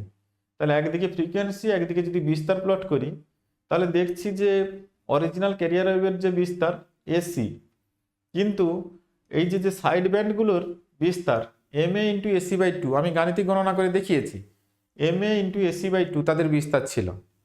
তাহলে omega C minus omega D, এটা লোয়ার সাইড ব্যান্ডটাকে কিছুটা গ্যাপে, এই পিছনের দিকে কিছুটা গ্যাপে আমি ওটাকে দেখিয়েছি। এটা এটা যতটাই পেছন দিকে আছে এটা ততটা সামনের দিকে আছে, কারণ এই ফ্রিকোয়েন্সির গ্যাপটা এটার সাপেক্ষে সমান আছে, আর এদের ক্ষেত্রে বিস্তারটা কিছুটা কম আছে, m a into A C by two, আর এম এর মানটা তো ভগ্নাংশে আছে, তাই এসির থেকে কিছুটা কম আছে এটা। এই হচ্ছে ওদের লেখচিত্র। আর এইটা বেশি ইম্পর্ট্যান্ট, এটা এইচএসে 15তে পড়েছে, 19-এ পড়েছে। অ্যামপ্লিচিউড মডুলেটেড ওয়েভের একটি পরিষ্কার তরঙ্গচিত্র অঙ্কন করো। তাহলে মডুলেটেড ওয়েভের তরঙ্গচিত্র আগেও দেখিয়েছি, এখানেও করে দেখিয়ে রেখেছি। এই যে মডুলেশন সূচকের রাশিমালা লেখো এবং ব্যবহৃত প্রতিটি রাশি উক্ত চিত্রে দেখাও। তাহলে মডুলেশন সূচক, তাহলে মডুলেশন সূচক কি ছিল? M A. এম এ সমান কি ছিল? এটা হচ্ছে A max minus A min divided by A max plus A min, এটা ছিল। এইটা সমান কি বললাম? 2 ডেল্টা এ, ছবিতে দেখিয়েছি, এই যে ডেল্টা এ, এই যে delta a, 2 delta A by এটা হচ্ছে 2 ইন্টু এসি, এখনই প্রমাণ করেছি। তাহলে ডেল্টা এ বাই এসি, তাহলে ডেল্টা এটা এইটা আর এসিটা তো এইটা, এটাই এই ছবিতে এটাই দেখানো আছে। এইদিকে টাইম প্লট করা আছে, এদিকটা হচ্ছে টাইম, এদিকটা টাইম, এটাই দেখাতে বলেছে। এই ছবিটা ভালো করে এঁকে দেখাতে হবে, খুবই ইম্পর্ট্যান্ট বিষয়, ভালো করে প্র্যাকটিস রাখবে। তাহলে বিস্তার মডুলেশনের সুবিধাগুলি কি কি? সুবিধা, তাহলে কোনো এখানে বিস্তার মডুলেশন যেমন হয়, ফ্রিকোয়েন্সি মডুলেশন হয়, ফেজ মডুলেশন হয়, তাহলে বিস্তার মডুলেশন এর কিছু সুবিধাও আছে যেমন, তেমনি কিছু অসুবিধা আছে। তাহলে আমরা সুবিধা অসুবিধাগুলোও একবার দেখে নিই। অন্যান্য মডুলেশনের তুলনায় বিস্তার মডুলেশনের চ্যানেল বিস্তার কম লাগে, চ্যানেল বিস্তার এটা কম হয়। অন্যান্য মডুলেশনের তুলনায় ট্রান্সমিটার এবং রিসিভার যেগুলো সহজ সরল বর্তনী হয়, সহজ সরল হবে এবং কম ব্যয়বহুল হবে।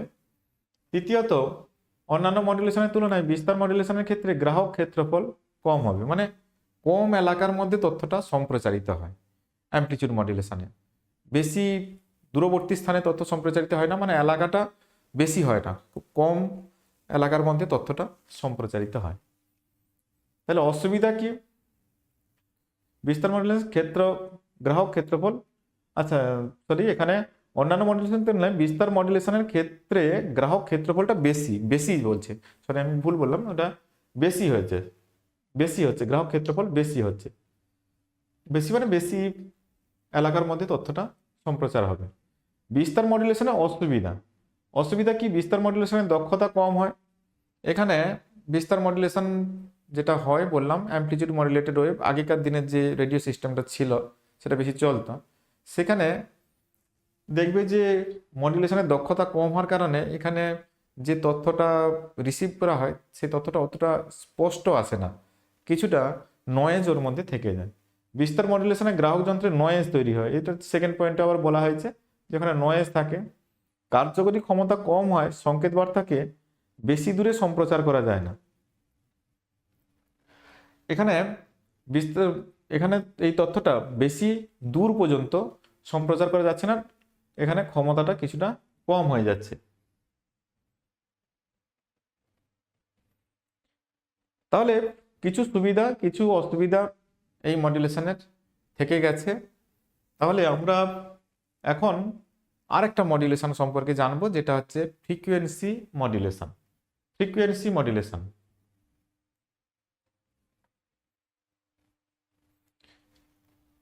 Frequency modulation. তো এই ফ্রিকোয়েন্সি মডুলেশন বিষয়টা কি? তাহলে অ্যামপ্লিচিউড মডুলেশনে কি হলো? অ্যামপ্লিচিউড মডুলেশনে ক্যারিয়ার ওয়েভের উপরে যখন বাহক তরঙ্গকে চাপিয়ে দিয়েছি, তখন ক্যারিয়ার ওয়েভের বিস্তারের একটা মন্থর পর্যাবৃত্ত পরিবর্তন হয়েছে, কিন্তু কম্পাঙ্কের কোনো পরিবর্তন হয়নি।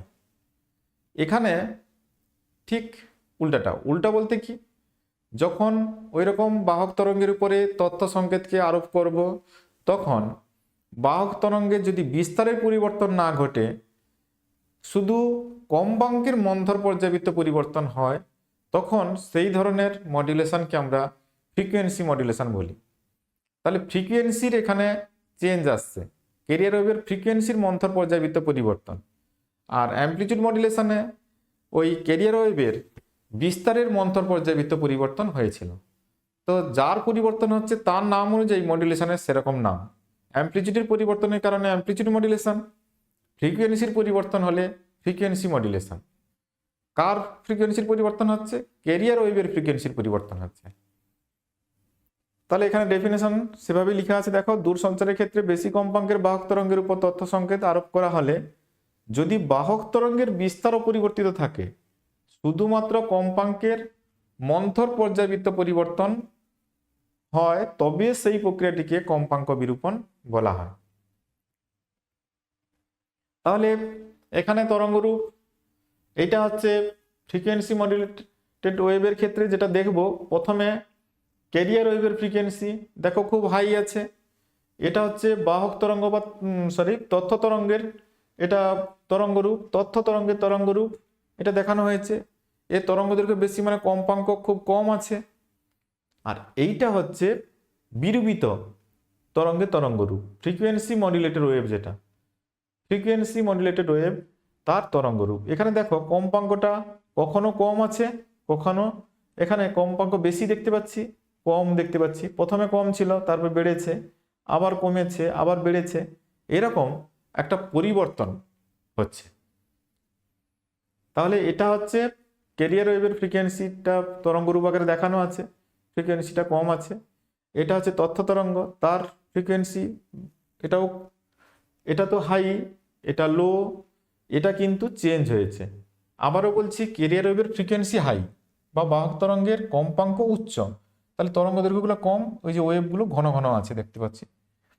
আর এখানে তথ্য তরঙ্গের কম্পাঙ্ক অনেক কম, তাহলে তরঙ্গ দৈর্ঘ্যটা অনেকটাই বড়, এখানে তরঙ্গটা অনেক বড় দেখতে পাচ্ছি, এটা তথ্য তরঙ্গ।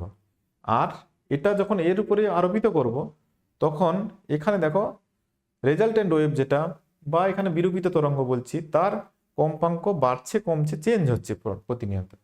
তাহলে চেঞ্জ যেটা হচ্ছে এখানে, যেহেতু ফ্রিকোয়েন্সি চেঞ্জ হচ্ছে, তাই এটা ফ্রিকোয়েন্সি মডুলেটেড ওয়েভ।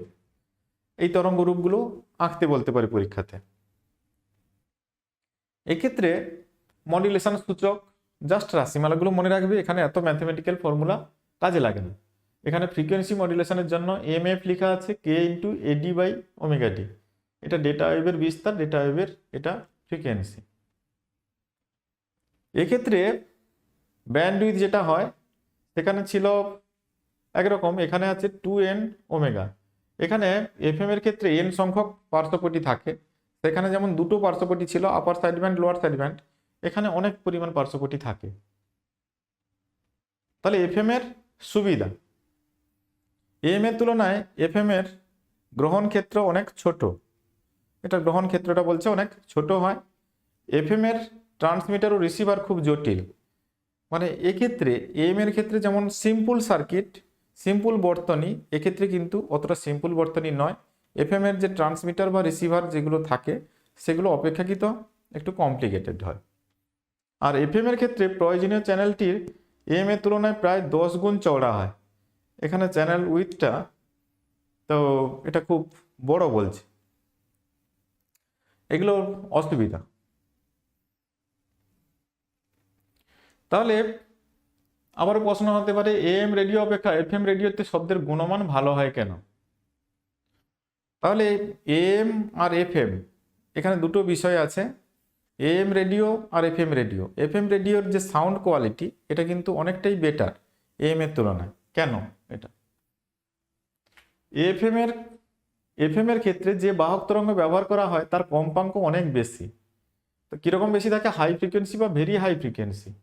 তাহলে এফএম এর ক্ষেত্রে বা ফ্রিকোয়েন্সি মডুলেশনের ক্ষেত্রে যে বাহক তরঙ্গটা আমরা ব্যবহার করি, বা যে চ্যানেলগুলো ওখান থেকে সম্প্রচারিত করি তথ্য, তোমরা যেগুলো শুনেছ 92.5, এগুলো কি সব মেগাহার্টজ রেঞ্জের কম্পাঙ্ক। তো ওটা খুব হাই কম্পাঙ্কের ক্যারিয়ার ওয়েভ ওখানে ওরা ব্যবহার করে। তো সেই কারণে বিভিন্ন প্রেরণ কেন্দ্র থেকে পাঠানো বাহক তরঙ্গগুলির কম্পাঙ্কের পার্থক্য যথেষ্ট বেশি থাকে। তো ওখানে যে একটা বেতার কেন্দ্র যে তরঙ্গ সম্প্রচার করছে বা যে ক্যারিয়ার ওয়েভ ব্যবহার করছে, তার সঙ্গে অন্য আরেকটি সম্প্রচার কেন্দ্র যে ক্যারিয়ার ওয়েভ ব্যবহার করে তাদের যে পার্থক্যটা, কম্পাঙ্কের পার্থক্যটা অনেক বেশি থাকে। তাই এফএম তরঙ্গে বিভিন্ন পার্শ্ব কম্পাঙ্কের উপস্থিতি সত্ত্বেও গ্রাহক প্রান্তে বিভিন্ন তরঙ্গের উপরিপাতের এবং তার জন্য তথ্য সংকেতের অস্পষ্টতার সম্ভাবনা থাকে না। তার মানে ওই যে চ্যানেলগুলো ওখান থেকে যে তথ্য সম্প্রচার করছে তাদের যেহেতু ক্যারিয়ার ওয়েভটার কম্পাঙ্ক খুব হাই এবং তাদের পার্থক্য খুব হাই থাকে, তার কারণে রিসিভার বা রিসিভিং অ্যান্টেনা যখন ওই তথ্যগুলোকে গ্রহণ করছে সেখানে কোনো রকম উপরিপাতের কোনো সম্ভাবনা থাকে না। এজন্য তথ্য সংকেত কখনোই অস্পষ্ট হয় না। সেই কারণে এফএম রেডিওর শব্দের গুণমান ভালো হয়, যেটা এএম এর ক্ষেত্রে সমস্যা থাকে। তাহলে এখন এএম ও এফএম এর মধ্যে পার্থক্য কি? তাহলে এএম এর ক্ষেত্রে বাহক তরঙ্গের বিস্তারের পরিবর্তন ঘটে, এএম বলতে অ্যামপ্লিটিউড মডুলেটেড ওয়েভ, আর এফএম এর ক্ষেত্রে বাহক তরঙ্গের বিস্তারের পরিবর্তন হয় না, কম্পাঙ্কের পরিবর্তন ঘটে। এএম এর ক্ষেত্রে দুটি পার্শ্ববর্তী বর্তমান, আপার সাইডব্যান্ড লোয়ার সাইডব্যান্ডের কথা বললাম, আর এফএম এর ক্ষেত্রে অসংখ্য পার্শ্ববর্তী থাকে। এএম এর ক্ষেত্রে লো ফ্রিকোয়েন্সি বা মিড ফ্রিকোয়েন্সির বাহক তরঙ্গ ব্যবহার করা হয়। এএম এর ক্ষেত্রে যে বাহক তরঙ্গ ব্যবহার করছি সেটা লো ফ্রিকোয়েন্সি বা মিড ফ্রিকোয়েন্সি রেঞ্জে, কিন্তু ফ্রিকোয়েন্সি মডুলেশনের ক্ষেত্রে হাই ফ্রিকোয়েন্সি বা ভেরি হাই ফ্রিকোয়েন্সি পাল্লার বাহক তরঙ্গ ব্যবহার করা হয়।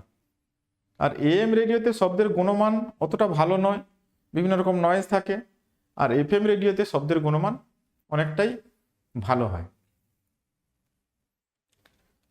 আমাদের এই কমিউনিকেশনের কিছু অংশ আজকে আলোচনা করলাম, বাকি অংশটি নেক্সট ক্লাসে আমরা আলোচনা করব।